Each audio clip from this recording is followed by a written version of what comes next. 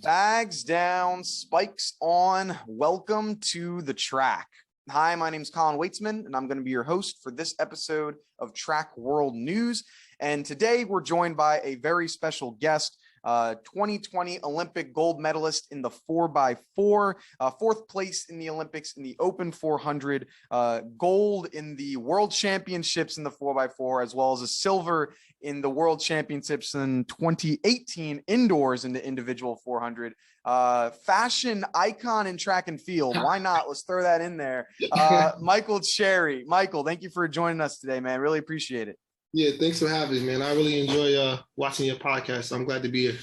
Thank you. It's been great seeing how you've really been progressing this year, and I'm glad to finally have you join us here on the show. But before we get into any track and field stuff, we have a few fan questions and some off the track stuff a lot of people wanted to ask. So first, this comes from Noah Williams, so former LSU guy as well. He says, which LSU guy has the best drip? Best drip? Like what era though? Like what era are we talking about? Like, see, that's a great question. I'm guessing he was trying to get you to say him. All right, all right. Recently, Noah hands down. Yeah, Noah hands down recently. I don't think nobody else is messing with Noah recently on the team though. Yeah, for sure. So I gotta give it to Noah Williams for sure. Yeah, he got that. There you go, Noah. You got your shout out. Good work. Then next, this comes from Ryan Ree. Short question. He says, "Can you cook?" And I guess we'll expand that to, if you can, what's your favorite item to cook? I'm an air fryer chef. So I always go on YouTube and look up different meals on YouTube to try to cook in the air fryer. But I don't know. I might cook I kind of eat the same stuff every day. I eat salmon, chicken, I don't know, turkey, tuna fish. Like I guess it's got random lean but short, quick meals. So I'm an air fryer chef. If you count the air fryer as cooking, I can cook. I'm right there with you. I'm an air fryer guy till the day I die. Yeah. Ever since I got one, it's like, cook this stuff's easy. It's too easy. Why would I go back to the oven? I don't think I used the oven in maybe 2 years. Mm-hmm. It takes way too long. I can finish a meal in the entire air fryer before it even preheats in the oven. So exactly. And I'm in there sweating. I don't like all that extra work. I just want to pop it in, go to my couch, watch TV, come back, open it up, pull the food out. That's all I need. There you go. Make it easy. Next one. This is from Lightning Bolt 04. She says, how do you mentally prepare for high pressure scenarios? Oh, that's a good one. I actually, I feel like for me, I just talk to myself in the mirror before I leave the hotel. So I literally go to the hotel, I'm in the room, focus on what I have to do, lay all my stuff out. I like to just make my day easier. So if it's a high pressure track meet, I lay my uniform out. I pick out what I'm gonna eat already. So I just keep everything organized and in line so I can just only think about what I want to accomplish.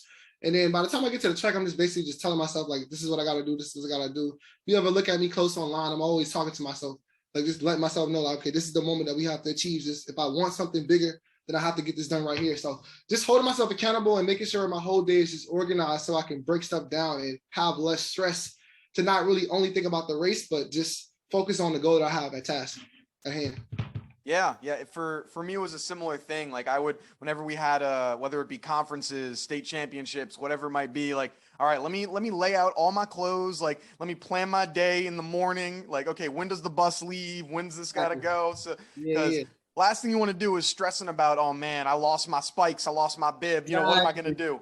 And then you start having that pressure on top of the pressure of actually racing. Then you can't really focus. And just going out there with a plan too, I always feel like it works. So whatever event you do, just knowing how you want to execute your race and then following that plan, making sure you stay there and actually execute it when you get out there and not just go out there scrambling and not know what you're doing. And that adds even more pressure to the situation. So I feel like just being organized overall, as in race plan, meals, uniforms, everything just helps ease my mind. Yep. That's where the air fryer comes in. Makes it easy so you don't have to worry about that organization. Well, when you're in Europe, you probably don't have an air fryer. They might have a little meals they give to you. So that's easy too. You don't have to do anything. So that's nice. There you go. And then last fan question. This is from Emabino Nicole. She says, who inspired you as a young athlete? Young athlete. I say Michael Vick, Allen Iverson. That's probably the main two. I didn't know anything about track. I don't think I started running track maybe until like middle of high school. So yeah, just like football, basketball players. Of course, everybody has like a Michael Jordan or Kobe Bryant. As like when I got older, like high school, I would say boxers. I like a lot of boxers. I like Floyd Mayweather. Floyd Mayweather is my favorite athlete of all time. And I kind of like people with some swag. So Adrian Bronner, like those type of Nick Young, like those type of athletes. So might not be the best, but you make it entertaining. Yeah, man, Swaggy P, all those guys. Yeah, I know what you mean. J.R. Smith, you gotta have some people that kind of like those guys too, though. So yeah. Exactly. Yeah, I'm a Philly guy myself, so I was big into AI growing up. Okay. Still got like an AI thing on my bookshelf. It was something I got from my cousin. Oh yeah, he was some guy that was definitely everyone in my area code, like my age. He's like just icon for our generation for sure. Super legendary. I love Allen Iverson. Definitely. And then so now, before getting into what you got going on with the track, for anyone that's watching or anyone that is tuned into your Instagram, literally anything in your life, they'll know fashion, shoes is a big part for you. So we'll kind of, instead of just going through your whole discography or your whole shoe collection, I got a few pairs that I'll ask you about. So I might, if I stumped you or whatever, you don't have a thing off the top of the head, no problem. But I was interested in what was your first pair of shoes you bought? So like first like act, not like, you bought a pair of regular running shoes, but first like real hype shoe you kind of bought. Yeah. What is the last pair of shoes that you purchased? Yeah. What is your favorite pair that you have? And then what is a pair of shoes you regret buying? All right. So I'm gonna use my first pair of shoe as in like, I'm not gonna say my hype one, but like I remember my first pair of Jordans as an older person. I worked at Finish Line in high school, so I bought a pair of Wolf Grade 5. So Wolf Grade 5s, that was like my first purchase of my own money. I used to get maybe like $160 from my paycheck at work, and I used $130 of it to get those pair of shoes. So that was my first like legit pair entry into the shoe game. I seen the movie Lottery Ticket, and I wanted to have a collection like Bow Wow on there. So yeah, that was my first pair I paid with my own money. So I call the Wolf Grade 5s as my first like legit pair that I liked. Awesome. And then so what would you say, what was the last pair of shoes that you purchased? Last pair of shoes, I just got the 85 navy blue and white Air Jordan 1s. So they just came out maybe, what was it? I think it was Tuesday or Wednesday morning. So I just bought those Wednesday. Nice. There you go. And what is your favorite pair of shoes right now? My favorite pair of shoes have to be the Don C2s. Don C2s is the all blue Jordan 2s. I love them. I couldn't afford them in college. They probably was like going for like $1,500 resale. So as soon as I turned professional, I just bought them. And I used to see all the Kentucky players like Devin Booker and them playing basketball. And when I was in school, like, damn, they're playing basketball in those. Like, I just want to wear them on my feet. So soon I went professional, I had wound up getting a pair for like a good little deal. I might have paid like a stack or something like that, $1,000. And then shoot, that was like my girl. I love that shoe. It's like a designer Air Jordan. So yeah, for me, it's probably the classic that a lot of people have, the Chicago 1s. Like, I love Chicago 1s too. That's in my top 3. Chicago 1s and cement 3s, black cement 3s. Mm-hmm. It's just it's so clean. I'm like, yeah, you got it right on the first try. Like this is it. Like this is the colorway. Yeah, and then on the flip side, what is a pair of shoes that you regretted buying? Regret buying? I don't know. I gotta think. Air Jordan KO 1s.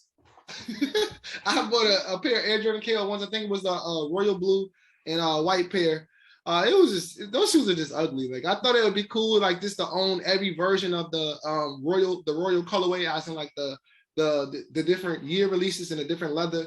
But I got like the Nubbuck KO Jordans. They're trash though. They're trash, definitely. I threw those in the trash. I never wore them. I seen them, and they just seem like a pair of Chicago KO 1s, and they're trash too. So that might be the worst shoe. Yeah, definitely. Hey, they So can't all be hits, but a lot of them are. Sometimes you're gonna miss a couple times, you know. for sure. But you won't catch me on camera with them.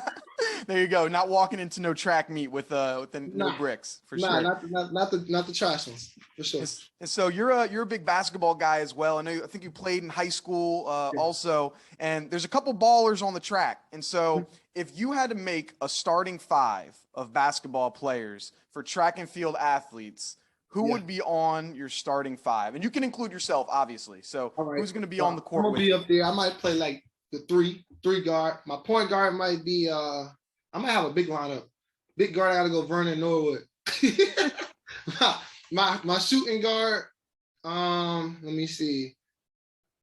Fred. Fred's pretty athletic. I'm gonna run Fred at the 3.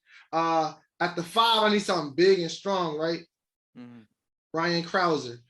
There you go. No I one's don't know if moving. he can hoop, but we're gonna find out. The 4, let me get big homie. I want big, big on big. So what that is? Oh, that's my whole lineup right there. So I'm gonna go Vernon, Fred, me, big homie, Ryan Krauser. There you go. Gee, all right, we got to get this lineup going. We're challenge other sports. Yeah. Yeah, I feel like we can hold it down. We can't really switch we can switch from 3 to 1, but 4 to 5 they got to stay big and just sit in the paint. We just want to protect the paint. Yeah, there you go. Yeah, you got a lot of you got some strong guys though from 3 Yeah, to that's what I need. I need some right. size. There's some size and a little bit of speed, some explosiveness. I think I'll be cool with them. There you go. You'll be all right. And something else you also see if you're tuning into your Twitter, you're also big on the sports bets with FanDuel and all that types of stuff. What would you say is the biggest bet that you won, biggest hit that you made overall?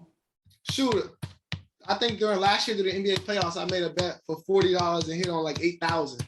8,000. And it was the same day as Mount Sac too. So I ran, got second at Mount Sac, and then hit for 8,000 that same night. I was super, super excited. And it came down to the last 10 seconds of a 3-pointer from Bogan Bogdanovich. He hit the 3 and it killed and it saved my ticket right there. So yeah, that was the biggest one I hit. I'll be trying to hit for 15, 20. I'll be seeing some people hit for 150, like it's crazy, but never hit for that much. I wish I could though. But yeah, the biggest is 8,000. But over collective, like I feel like that NBA playoffs, I might have made like 30 grand. Just off the NBA playoffs, because just betting every single time, just $50, $50. I think I was hitting for like maybe 2,000 a day. You gotta start giving these tips away, man. If we hit I'm in a lot of like betting groups and stuff too, so I kind of steal some of my stuff from other people and then mix it with my own and then try to hit like that. So there you go. So it's working out for you. It's working out for you. Sure. That's my second job, I call it. The second job, yeah. It's the side hustle. Yeah. So with track and field, first, I guess a trivia question about yourself. So this year you really had a breakout season with track and field. Do you know how many times you PR'd this year? No, I don't know how many times I PR'd at all. No, I wasn't really paying attention. If you had to guess how many times you PR'd, what would you think? About 4 times. Exactly. Oh, you don't know. You hit it right on the nose. There you go. Yeah. Nah, that's just like a random guess. I know it had to be somewhere between 4 or 5 just because sometimes I was running this flirting like between the middle, like 44.5, 44.4. And then, so it got to be around 4 or 5 easily. Yeah. There you go. There you go. Well, wanted to track back to where track and field really started for you. You mentioned earlier that you really got into the game a little late compared to some people who might have been running since they were in diapers. Yeah. You know, what got you into track and field? What made you want to run in the first place?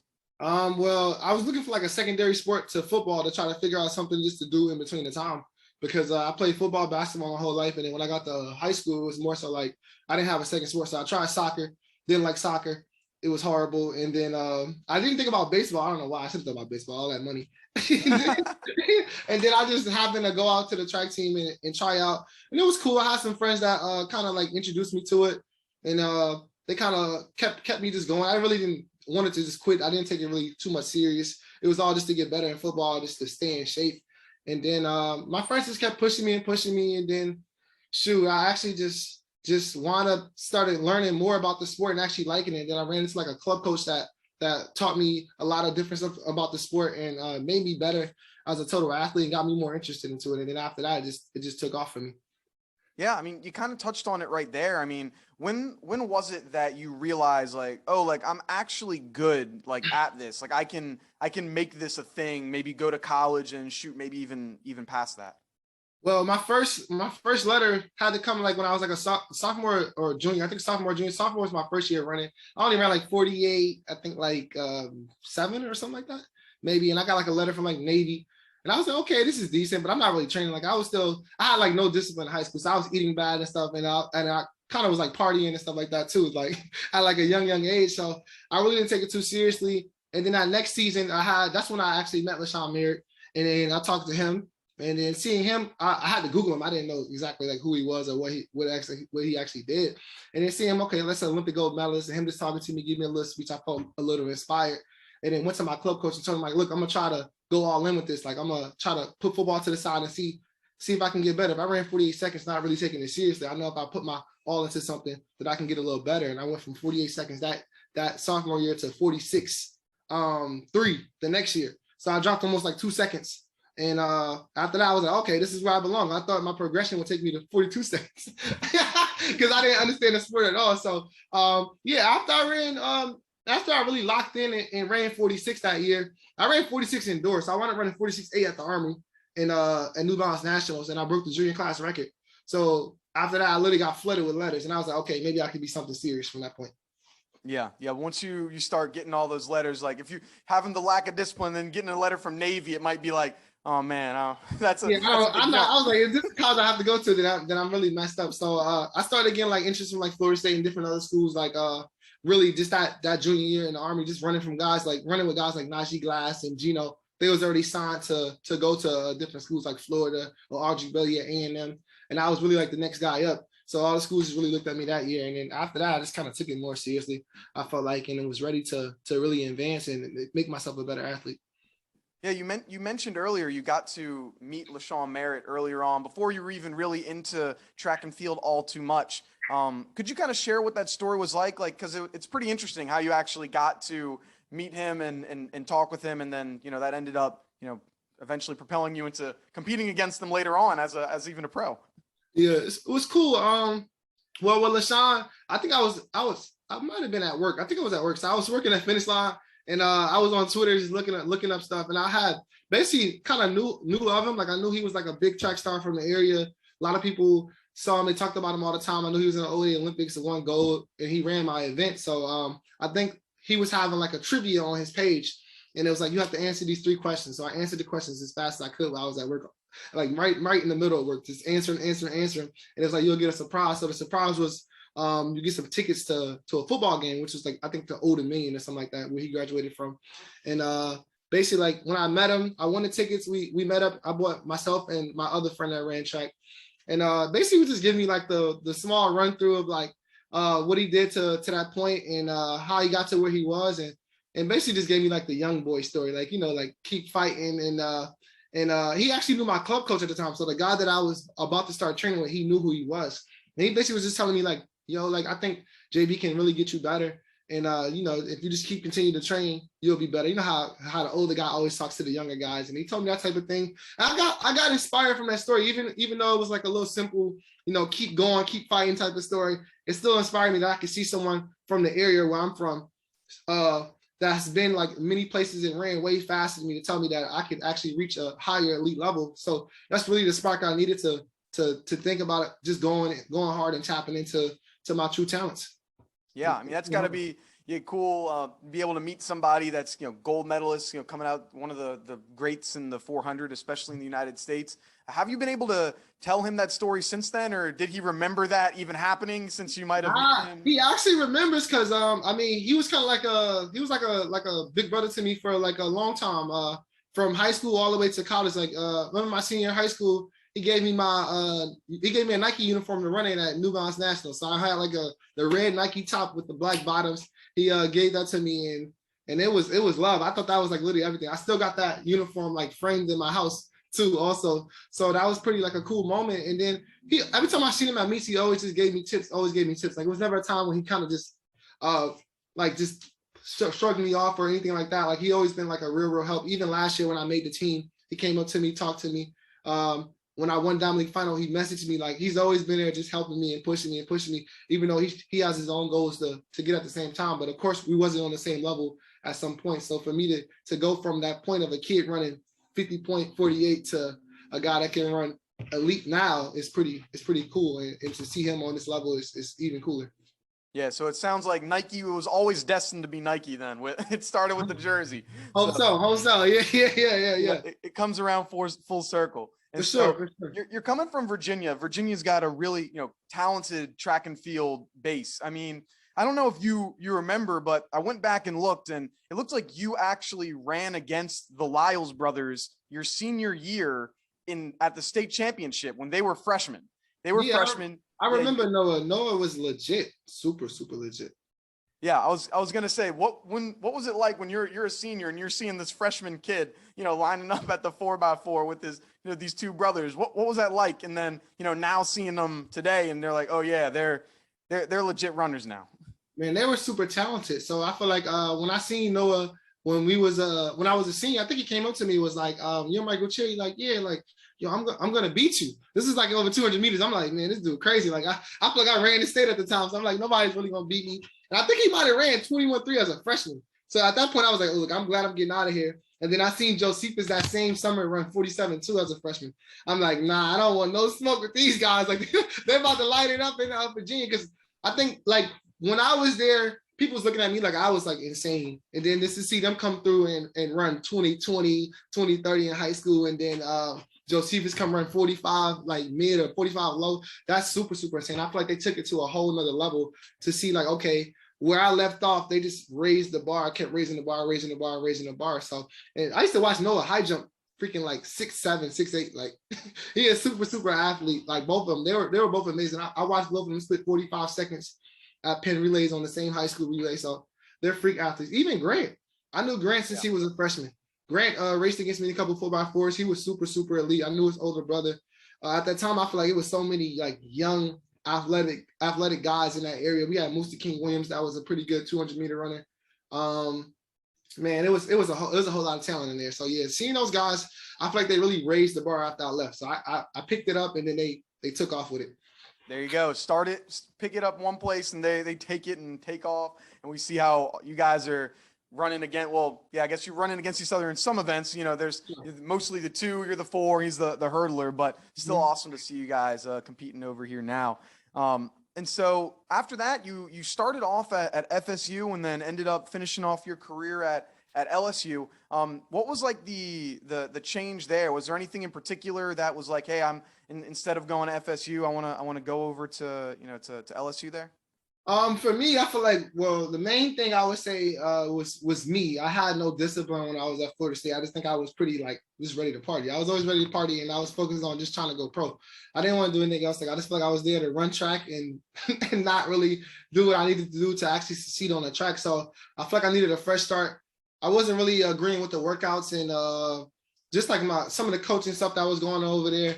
My coach wound up leaving and going to I think Tennessee or Georgia, I think it was. So at that point, I was like, okay, cool. I need to just get a release, and I just need a fresh start to go into a program that I thought was pretty good. And LSU had a Vernon Norwood at the time, Fitzroy Dunkley, a couple 400-meter runners that looked like they was running pretty good and progressed well. And I thought I could slide right in and then fit in and then improve like I did and just get better. So I was really just needed a fresh start and somewhere new to look at. And LSU was in my top 3 coming out of high school. LSU and Oregon. So they was in my top again when I was ready to transfer at the same time. So that's pretty much it. Yeah, and you had a very solid year, seasons over at LSU, and then eventually, turning pro, joining Nike. Could you kind of take us behind the scenes of?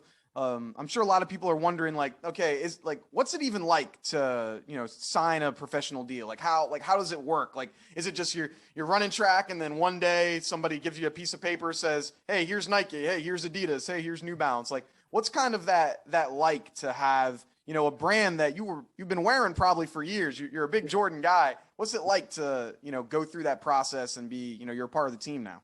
I feel like it's cool, but it's kind of nerve-wracking when you finish because you don't really know, like, if a company would even sign you, because I feel like especially for sprinters, it's pretty hard for us to get contracts. There's only like a certain amount of us that actually have deals. So when I first came out of school, I was seeing different people like Coleman sign with his uniform. I think I saw Chris Belcher. Everybody was really just putting on their uniforms and signing. I really didn't have a deal yet. So my agent was still fighting, looking for me a deal for me. Like I didn't know it was going to be Adidas, Nike, anybody. So really, it was like a waiting game for me. I didn't wind up signing until maybe, when was it? I want to say World Championships, which is maybe in August. So my agent told me that Nike was maybe interested first. So then you have to go in and negotiate all the stuff, make sure the terms are right.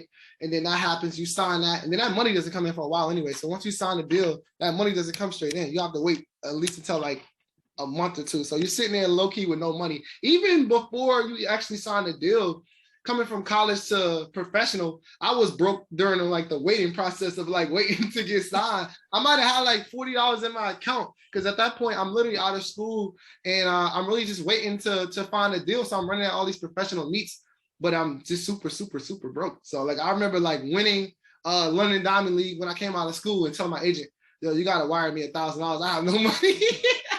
I have no money. I'm so broke right now. I have no money, bro. Like you have to wire me some bread so I can at least pay my bills with until I get my actual deal. So, I mean, it's not as good as everyone think it is going to be like when you first come out, because everybody thinks they're coming out and they don't get the world largest deal, but it's not. It doesn't happen like that. It's actually like you can get some good money for sure, but you have to literally work, and it's all depends on what the market is paying. So if the market feels like you're worth the money, then you'll get paid. But if they feel like you're not really worth it, then you're not gonna get paid. But I feel like once you get that deal, it's like weight off your shoulders and you just feel a little better. Yeah, running Diamond League on ramen noodles and man, I was super broke, man. I remember just complaining to everybody like, yo, I have literally no money in my pocket. I couldn't go to summer school because I was overseas just trying to make money.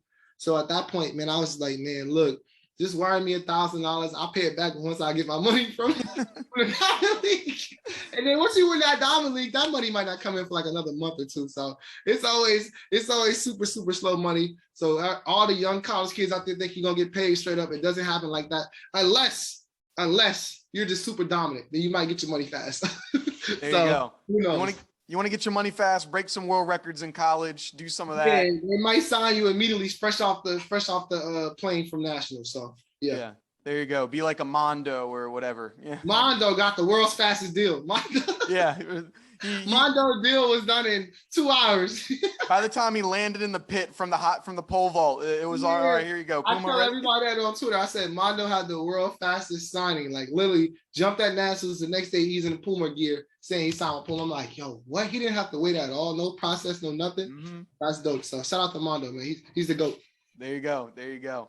And so now this year, like we mentioned, real breakout year for you. You've set a lot of personal bests. You're able to make your Olympic team for the first time. You make it to the final. What was it like to be able to see like, okay, now my work is really starting to pay off and I'm running times that I'm running in practice and really showing that I'm a force to be reckoned with, not only here in the United States, but also internationally when it comes to the 400.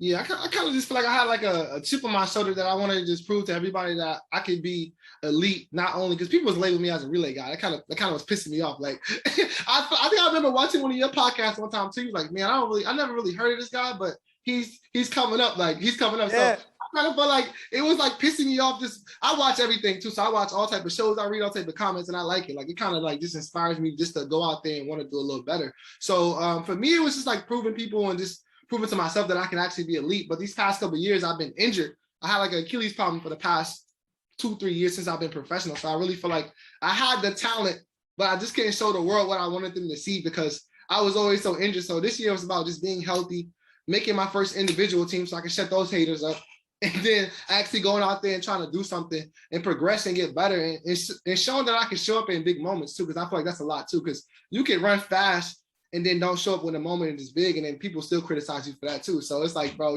you can't really win, but if you go out there and do good every single time you compete and shut that noise up, then what more can you really ask for? Oh man, that was 2 years. That was January 2020. You remember that? I remember that. I was like, yo, I remember watching. I was like, yes, I'm looking at the podcast. I'm like, okay, cool. He's like, yeah, Michael Cheer. I never really heard of this guy. I'm like, dang. I feel like I've been around for a little minute too, but I'm like, okay, it's cool. Like, I'm gonna show everybody what I can do. It's cool. Like, I have no problem with that. That wasn't like a I didn't feel like that was like a shot. You feel me? I just feel like, dang, like that's kind of crazy. Like you don't know who I am at all. Like I feel like I've been around for a good little minute. Man, my bad. Like I'm old. Not that I'm old, but like okay, cool. Like all right, I needed that. That was everything I needed to go out there and continue to get better. And I feel like I still get criticism now, so it's fine. Like that's what I feel like you need to continue to push and continue to go through and be the best athlete you could be. But last year was pretty legit. From I feel like just me being healthy. If I wasn't healthy, then I couldn't do any of those type of things. And just starting to click with my coach. I think my problem was I kept leaving different programs. So I left from LSU. I was at Florida State, left Florida State, went to LSU for 2-3 years, left LSU, and I got put with John Smith in Los Angeles. And I feel like it took me some time to just really get used to the workouts and really just learning me and me learning him. And last year it just started clicking. So I think the pandemic was a blessing too at the same time. Yeah, I mean, you mentioned that you've had a lot of you've moved around a lot. So think what you were born in New York, right? Born in New York. I left New York in high school. So at that point, went to Virginia. I didn't run track at all. So I ran track in my high school, stopped letting them train me, started training my club coach, left him, went to Florida State. Then I left Florida State, went to LSU. Okay. Then I left LSU and I got put with John Smith. So I always was telling my high school coach, my club coach, I was telling him, I think what most 400-meter runners have over me is just the time they spend with their coaches and just like the experience in the sport. So I thought my ceiling was super, super high. And you can ask my agents. I always tell my agents at meets, even when I was losing, I'm like, man, I think I have such a high ceiling that people don't realize that. Like, I feel like me running 44.6 is me just not knowing what I'm doing. Like once I actually put stuff together, I'm really going to be something serious. So I think even the 44 flat, me showing that I can run 44 16 times in a row, and you put that with those names of people that was on that list, it shows you that I feel like I could be a 43 mid guy, 43 high guy. So for me, it's just about being consistent at this point and making sure I just stay with my coach and lock in with him though. So it's going pretty well right now. Hopefully the 5th time's the charm. That's what we gotta. That's what we gotta hope. Yeah, exactly. Yeah. I've been too many places, man. I'm tired of moving. I want to make this my home and finish it off here. There we go. And it's cool because you're mentioned like since you started track a little later than normal people or many other people that are your competitors. I was talking to Terrence Laird a little while ago, and he was in a similar thing where he started track late when he was a sophomore or whatever, junior in high school. It's like. Yeah, so so I started later, so I don't have all those miles on my legs that really start to add up, especially if you're in a 400 by the time you're later on in your career. So that can be a blessing, once you're pushing your 30s in a few years, whenever. Exactly. And I feel like you just have way more room to improve because you still, even though you're running fast, I think you don't understand everything about yourself and even like the sport period. Like you just don't understand, just running a 400 correctly. I feel like last year was my first time like really understanding what I have to do in 400 meters, and that's why I was able to be so consistent. So when you start learning small stuff like that, it's kind of hard for you not to get better. So I think the sky's really the limit, and I still have a big window to improve. And so with the United States, it's kind of a blessing and a curse, where it's like if you make it out of the United States trials, then you have a very, very good shot at being in that medal contention. Yeah. But that big if is if you make it out of US, because everyone that lines up at the final, everyone that lines up in the semis could potentially make an Olympic team, or a major team. So what's it like for you, like now that you have that Olympic experience, knowing like that there are 10, 15 people that could legitimately make a team, and how are you making sure that you're still one of those names that's going to be crossing the finish line top 3? I mean, for me, I kind of feel like it's been like that forever. And I think really when I look at different levels, I kind of categorize like this. I think you have your top guys, then you have a whole bunch of guys in the middle, and then you have your bottom. So once you break through to the top, I think it gets a little easier for you. So I feel like it's still super, super difficult, but I feel like if you're running close to your elite level, so say I'm a 44.0 guy now. If I run 44.0, I think I should be able to make the team. Now, if I drop down and start running 44.6 again, I'm having trouble making that team because it's a lot of guys that can run between 44.6, 44.3. And it's new guys that come every single year. Like you always gonna have a collegiate that might break the freaking collegiate record to run 43 something. And then when it comes down to just competing on those days, I just think I'm gonna be one of the guys that's just gonna be able to lock in and really put myself on the team. Now, if I'm healthy, I think it shouldn't be a problem. But it's definitely gonna be hard, and it's hard every single year because you have new guys and you have the older guys that's still there, and it's super. I think the 400 might be one of the hardest events to actually make the team in, because who knows what you might have to run. Like to even win trials, you have to go sub 44. Like that's super insane, and I feel like it's always new guys. Like guys can jump out the event, jump back in. Fred went to the 100. Randolph Ross came over. so it's like, man, it happens all the time. And you never know when a guy might pop off and might find his rhythm and get even better. It just interchanges and switches out every single year. But if you're one of those top guys, I feel like you shouldn't have the trouble making a team. And if you're not, then you just got to figure it out. You got to figure it out like I did, man. It's hard, but I feel like I can get it done though. There you go. I mean, hey, you kind of stole my next question. I have two more for you. What was your initial reaction, you being a 400 meter guy, seeing Fred Curley saying he's going to go down to the 100? What was your initial reaction? And then, what was it seeing, after when you're like, oh, okay, it ended up working? Because I've seen you guys retweet each other's stuff all the time. So I'm guessing you guys are fairly close. But what was that initial reaction seeing another 400 meter guy dropping down to the one? I thought it was smart. I thought the 100 team was going to be easier to make than the 400 team, if you're being honest, because at the time when he made that decision, Randolph just ran 43. Mike Norman was in there. I was starting to get hot. I think the trials was going to be harder in the 400. When I was looking at the 100, I seen Trayvon dominating, but it looked pretty open. Like, no disrespect to like Bracy. I told Bracy the same thing too. Like, I think he has a good chance to make the 100 meter team. And this is when we was on the phone, because it's really like you have your top guy, but it was no Coleman. So I feel like it was anybody's game, really. So I always thought Fred was going to make the team in the 100 anyway. Like, that really didn't, like, surprise me. Once I seen him run 9.9 at, was it Ostrava?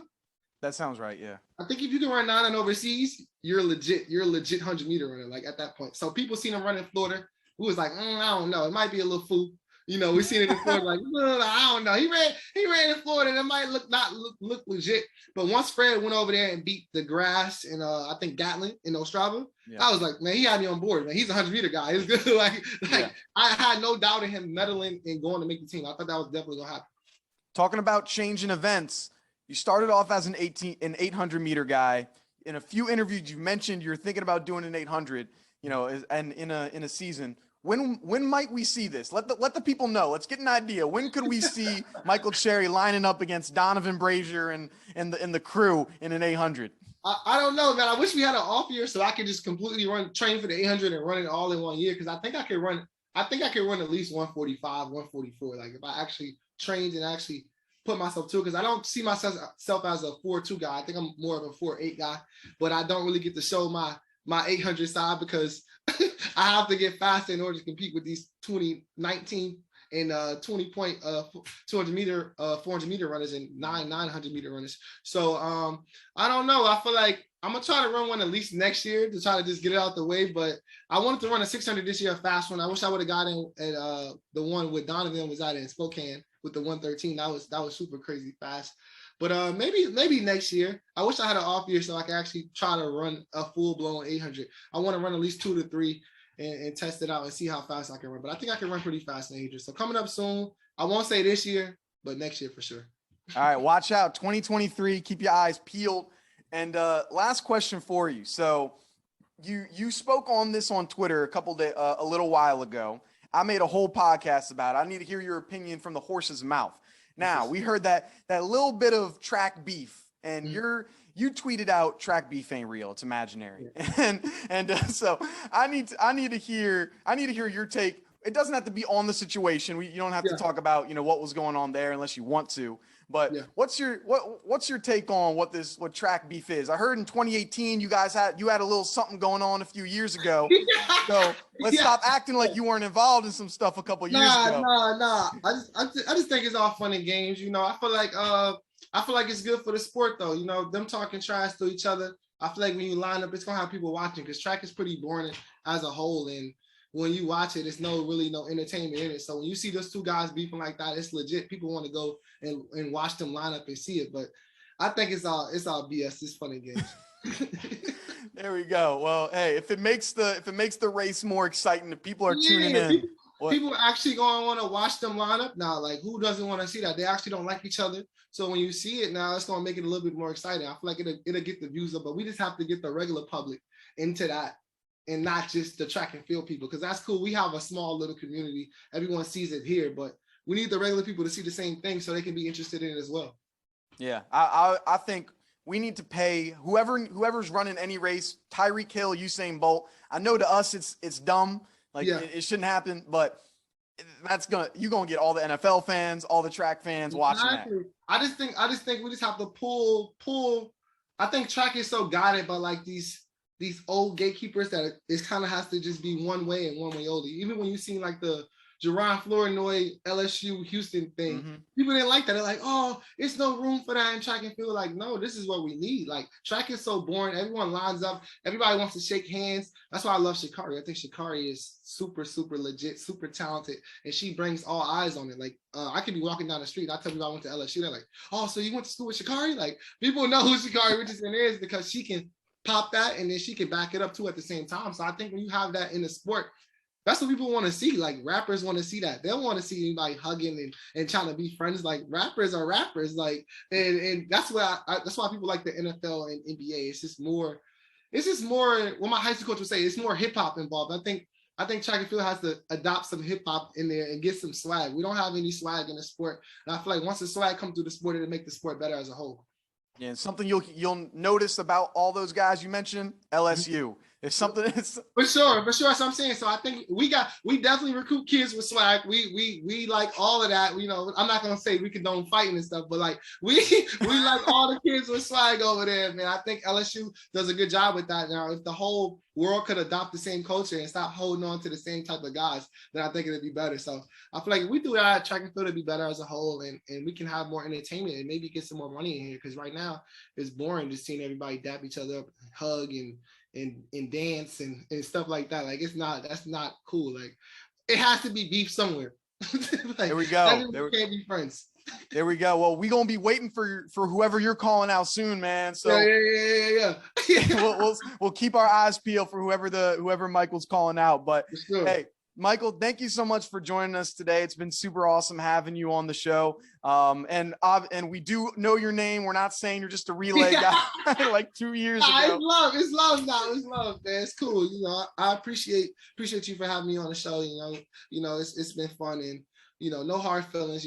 It's all part of the game.